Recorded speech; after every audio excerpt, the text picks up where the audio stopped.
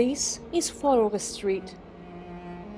It used to be the beating heart of the old part of Mosul, Iraq's second most populated city.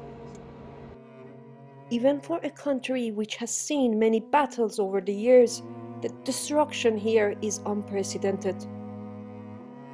Months of fighting to drive so-called Islamic State out of its main stronghold in Iraq has left large parts of the city in ruins. Only 3 years ago, you could hear the noise of shops, restaurants, and busy traffic navigating through these streets. They've now been replaced by a deafening silence and a strong stench of death in the air. Steel corpses of IS fighters are lying around unburied. No one knows for sure how many civilians have been killed in the battle for Mosul. Amnesty International reports the number could be up to 10,000, more than 10 times the official estimate. And for survivors like Ahmed, the struggle hasn't ended.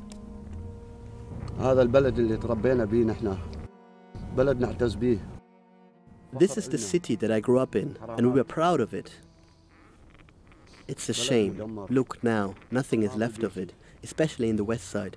It's completely devastated, and there are no services here as well. He has lost 8 members of his family here, but still hasn't been able to find and bury their bodies.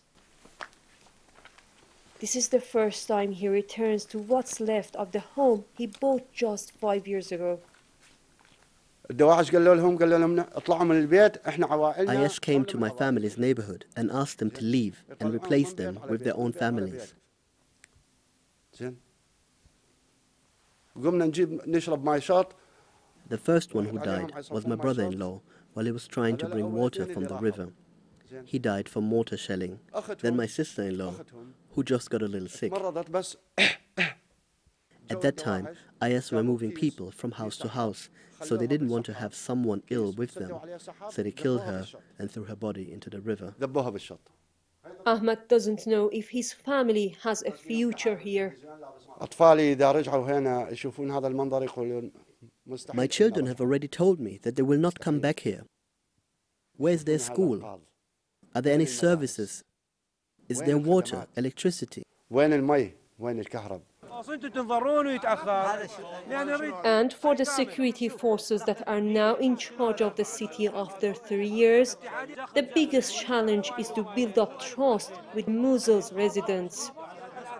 Those who survive the airstrikes remain marked as possible IS sympathizers. For some, it's impossible to return to their homes without an authorization signed by the new rulers.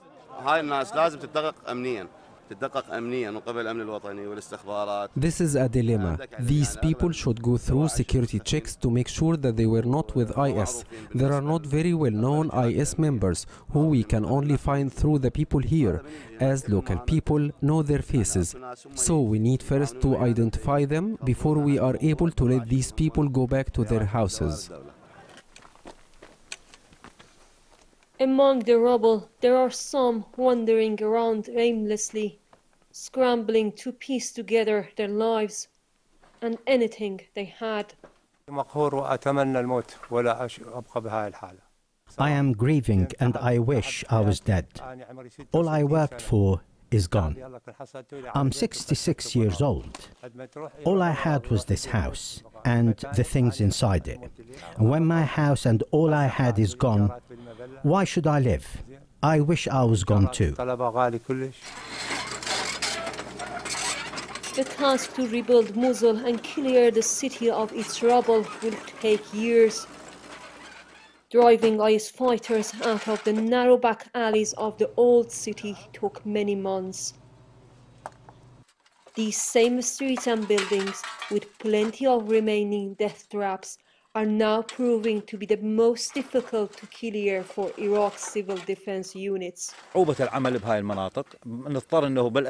problem is that we have to work with a very basic equipment in this area, even with just using our bare hands.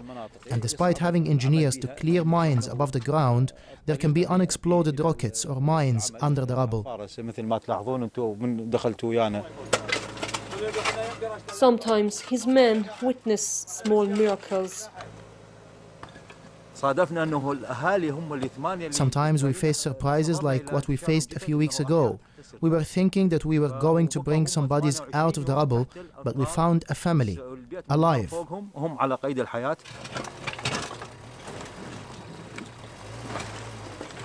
In some parts of Mosul, the smell of death is pungent even after months since the battle for the city ended.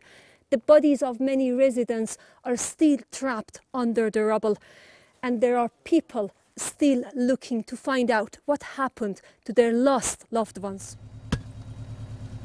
We witnessed Mosul's civil defense operation recovering Rizwan's 3 nephews' bodies. The eldest one was only 12 years old.